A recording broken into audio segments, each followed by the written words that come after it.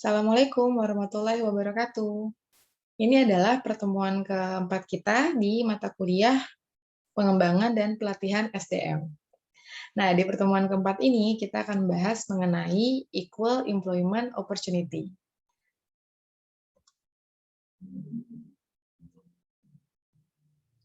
Sebelumnya, saya akan memperlihatkan beberapa undang-undang dan landasan hukum terkait dengan kesempatan dan perlakuan yang sama di dalam suatu pekerjaan. Yang pertama ada Equal Pay Act of 1963, yaitu Undang-Undang Pembayaran yang Sama di tahun 1963, yang diamandemenkan pada tahun 1972. Ini membuat tidak sahnya diskriminasi dalam pembayaran berdasarkan pada jenis kelamin bila jabatan-jabatan itu menuntut pekerjaan yang sama, keterampilan usaha dan tanggung jawab yang sama, dan dijalankan dalam kondisi kerja yang sama.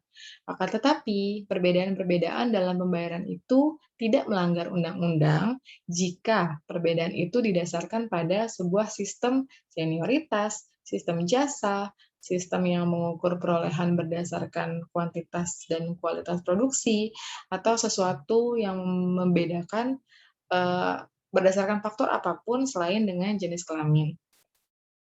Jadi, Equal Pay Act of 1963 ini mengatakan bahwa tidak sah nih suatu pemberi kerja apabila memberikan upah kepada karyawannya yang berbeda-beda padahal keterampilannya sama, usahanya sama, tanggung jawabnya sama. Nah, itu berarti tidak sah.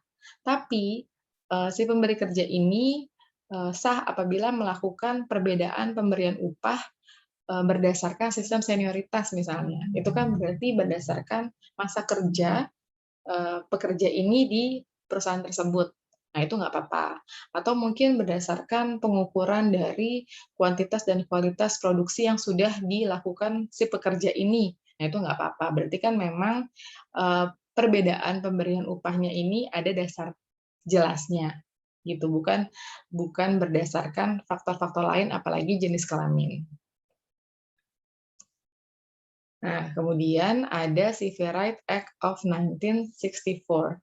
Ini di pasal 7-nya ya, menyatakan bahwa seorang pemberi kerja tidak dapat melakukan diskriminasi berdasarkan ras, warna kulit, agama, jenis kelamin, atau negara asal. Jadi kalau tadi sebelumnya melarang diskriminasi berdasarkan jenis kelamin. Nah, di tahun 1964 ini sudah lebih disempurnakan lagi bahwa diskriminasi itu juga tidak boleh dilakukan berdasarkan ras, warna kulit, agama, jenis kelamin, atau negara asal. Nah, bahkan pemberi kerja ini dilarang untuk melakukan hal-hal ini. Yang pertama, menggagalkan atau menolak mempekerjakan seseorang itu berdasarkan ras, warna kulit, agama, jenis kelamin, atau negara asal individu sendiri. Kemudian, pemberi kerja juga dilarang untuk membatasi, memisahkan, atau mengklasifikasikan karyawannya berdasarkan karakteristik tadi, kulit, agama, jenis kelamin, atau negara asal. Gitu. Jadi, tidak boleh ada praktik diskriminasi. Nah, kemudian masih di undang-undang yang sama, dinyatakan di pasal 7-nya bahwa orang yang akan dapat dituntut itu adalah semua pemberi kerja, mau itu swasta, mau itu publik, pokoknya kalau memang mempraktikkan diskriminasi, maka dapat dituntut. Bahkan mereka membuat EEOC, Equal Employment Opportunity Commission, atau Komisi Peluang Kerja yang Sama, yang fungsinya untuk mengawasi perusahaan-perusahaan yang melakukan diskriminasi kepada pekerjanya. Nah, lalu ada Age Discrimination Act of 1967.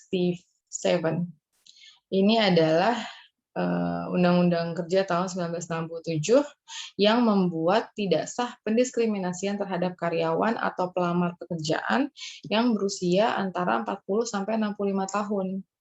Bahkan ketika diamandemenkan oleh Kongres di tahun 78, undang-undangnya diperluas. Jadi proteksinya sampai dengan usia 70 tahun. Jadi kalau pertama larangan diskriminasi hanya berdasarkan gender, kemudian disempurnakan terkait ras, agama, jenis kulit, kemudian negara asal. Nah, di sini juga sudah lebih disempurnakan lagi bahwa tidak boleh ada diskriminasi terkait dengan umur. Jadi ada proteksi umur sampai dengan umur 70 tahun. Nah, kemudian yang ini lebih diperjelas lagi tentang Pregnancy Discrimination Act of 1978. Jadi kalau tadi dibilang bahwa tidak boleh ada diskriminasi jenis kelamin, nah ini juga lebih diperjelas. Karena kan kalau perempuan itu pasti mengalami kehamilan, kelahiran bayi, atau kondisi-kondisi medis terkait. Nah, jadi tidak boleh ada pendiskriminasian dengan alasan-alasan tersebut. Lalu di tahun 90 ada lagi American Disabilities Act of 1990. Ini hukum hak sipil pertama yang menangani kebutuhan penyandang cacat yang melarang diskriminasi dalam pekerjaan, pelayanan publik, akomodasi publik, dan telekomunikasi. Jadi ada perlindungan ya terhadap pekerja yang menyandang disabilities. Sedangkan menurut Undang-Undang Republik Indonesia Nomor 13 tentang Ketenagakerjaan di bab 10 pasal 67 bahwa pengusaha yang mempekerjakan tenaga kerja penyandang cacat wajib memberikan perlindungan sesuai dengan jenis dan derajat kecacatannya dan dilaksanakan sesuai dengan perundang-undangan yang berlaku.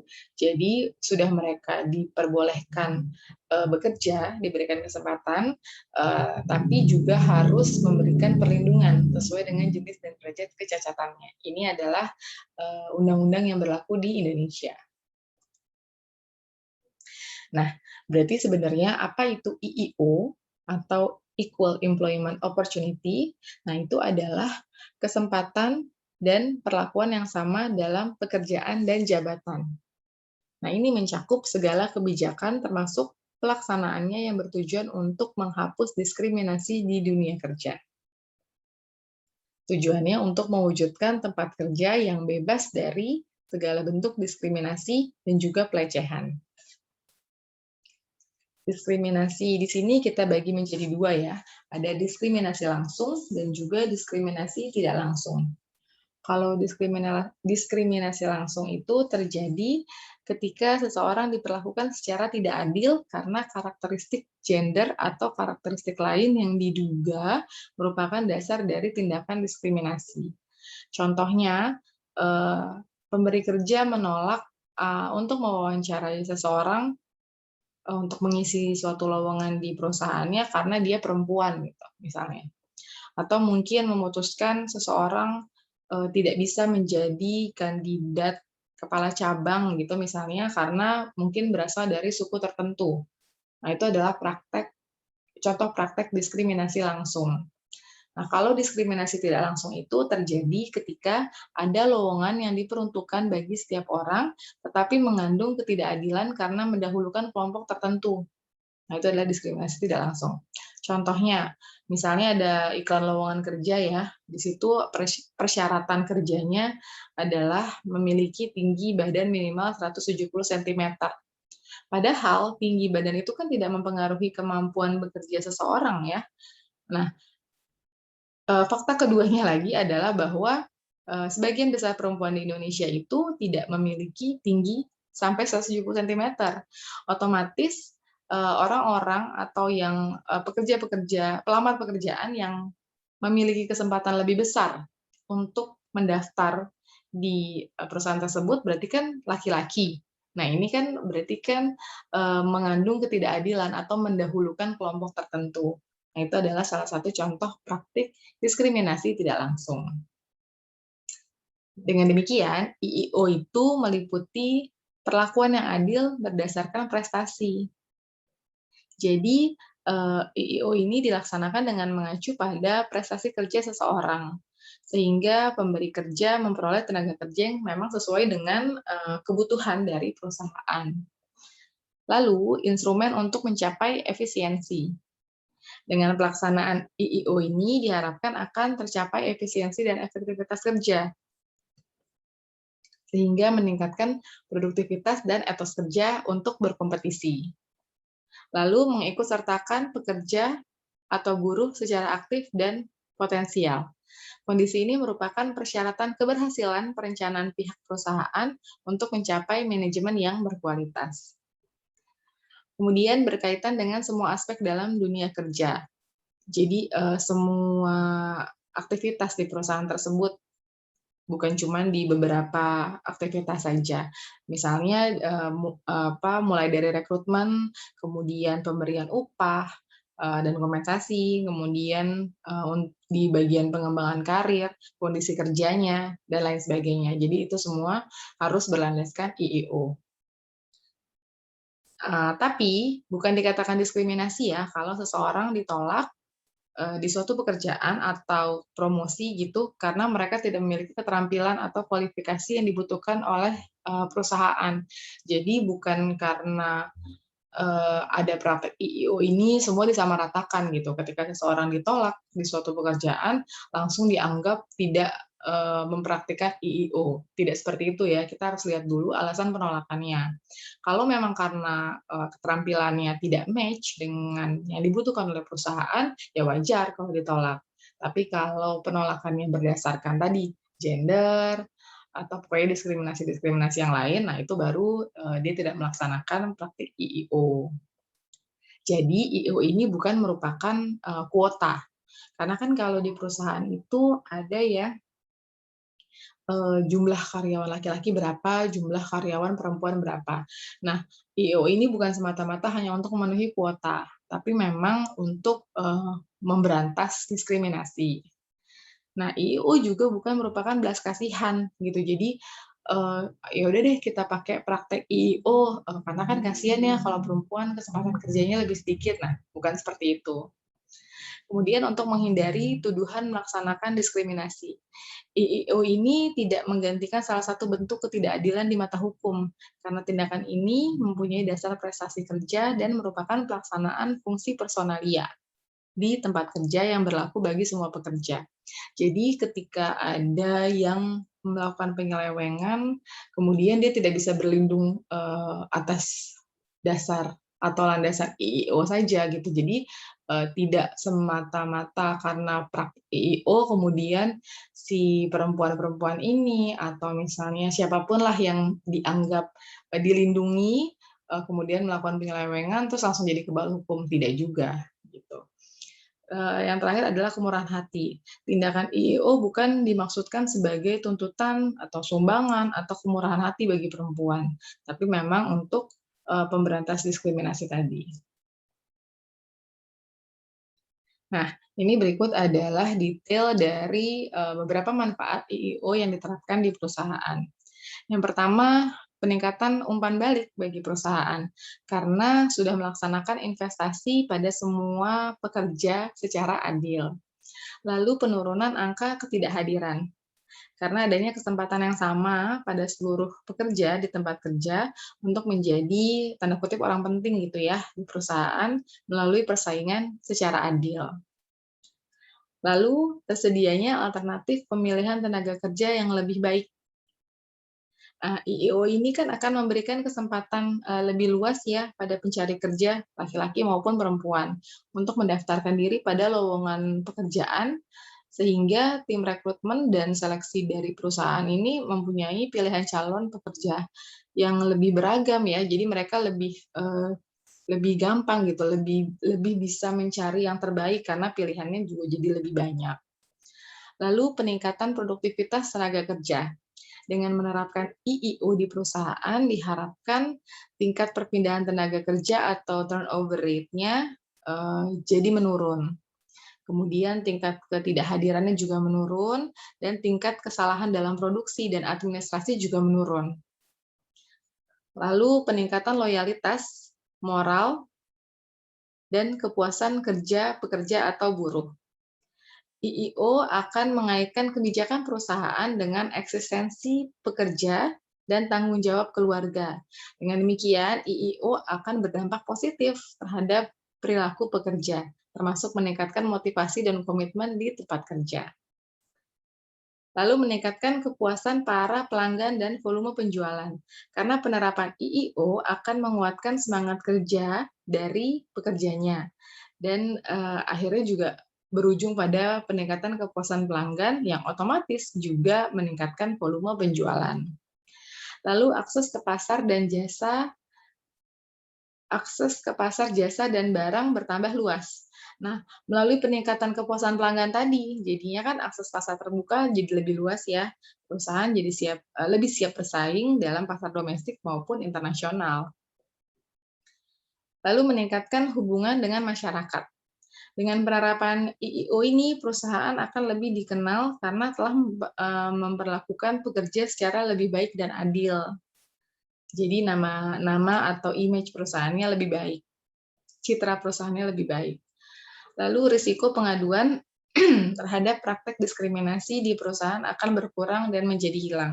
Karena adanya kesetaraan tadi, pasti sangat berkurang atau bahkan hilang aduan-aduan terkait dengan praktek diskriminasi. Yang terakhir, terciptanya hubungan kerja yang harmonis, dinamis, dan berkeadilan. Melalui peraturan hak dan kewajiban serta perlakuan yang sama di tempat kerja yang diatur dalam perjanjian atau mungkin peraturan perusahaan dan lain sebagainya. Nah, ini tadi bahwa IIO ini harus dilaksanakan di berbagai aktivitas di perusahaan. Jadi bukan cuma di aktivitas-aktivitas tertentu, tapi di segala aktivitas. Contohnya di rekrutmen, seleksi, juga penempatan.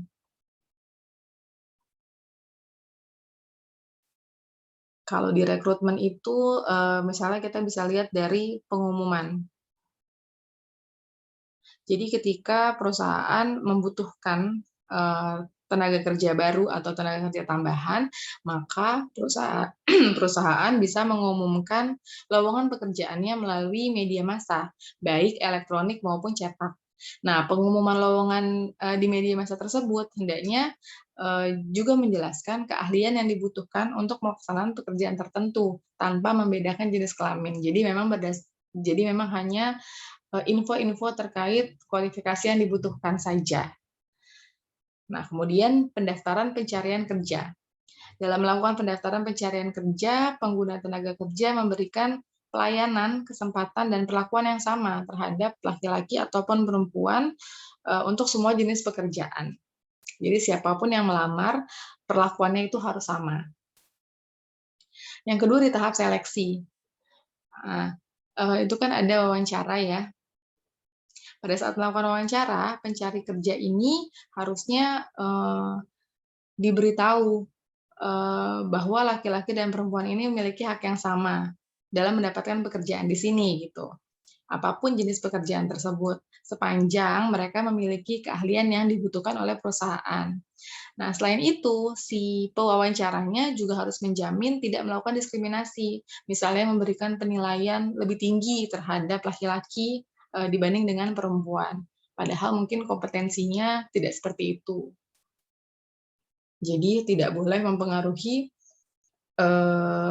penilaian gitu, harus objektif. Nah ini tes yang objektif. Tes yang objektif itu kan dapat menjamin pengusaha atau si pemberi kerja ini menemukan calon pekerja yang memang sesuai dengan kriteria yang diinginkan, tidak stereotip gitu. Laki-laki atau perempuan dapat bebas memilih jenis pekerjaan yang diminati dan dikuasai sesuai dengan kemampuan yang mereka miliki. Kemudian di tahap pencocokan. Pencocokan itu merupakan upaya awal dalam langkah penempatan tenaga kerja ke dalam pekerjaan yang tepat. Nah, penempatan tenaga kerja yang tepat juga dapat mendorong seseorang untuk bekerja lebih produktif, sehingga ini akan berdampak juga kan ke pemberi kerjanya. Itu jadi pasti akan meningkatkan juga produktivitas perusahaan. Lalu di bagian penempatan harus ada kesamaan hak. Ini maksudnya bahwa kesamaan hak mendapatkan berbagai fasilitas, antara lain imbalan dan harus diterima oleh tenaga kerja. Jadi imbalannya harus sama, harus sesuai, apapun gendernya, apapun sukunya, rasnya, agamanya, nggak peduli. Yang dipedulikan hanyalah mungkin terkait dengan keterampilannya, produktivitasnya, tempat dia bekerja, bagiannya, dan lain sebagainya. Jadi harus fair. Kemudian kesamaan kesempatan. Peluang mendapatkan akses yang sama terhadap beragam jenis pekerjaan apapun sesuai dengan kualifikasi tenaga kerja. Jadi tenaga kerja ini harus ditempatkan dan dipromosikan berdasarkan kemampuannya, tanpa membedakan jenis kelamin untuk bentuk diskriminasi lainnya. Jadi jangan-jangan, mau dijadikan kepala cabang, yang laki-laki dulu deh, yang perempuan ngantri, jangan kayak gitu. Jadi benar-benar kalau memang si perempuan ini kualifikasinya masuk dengan yang dibutuhkan, dengan yang diharapkan, ya harusnya sih tetap bisa naik. Kemudian keterbukaan. Kebijakan penempatan tenaga kerja harus dilakukan dengan kejelasan aturan yang berlaku, mengacu pada IIO. Jadi pihak perusahaan harus menjelaskan kepada pekerjanya tentang mengapa mereka ditempatkan di jenis pekerjaan yang saat ini mereka tempati. Penjelasannya juga harus diikuti dengan kriteria yang dibutuhkan sesuai dengan kualifikasi yang dimiliki si pekerja tadi. Jadi dijelaskan, kalau mau di bagian ini tuh kita butuhnya seperti ini. Nah, kamu ditempati di sini karena kamu memiliki kriteria-kriteria tersebut.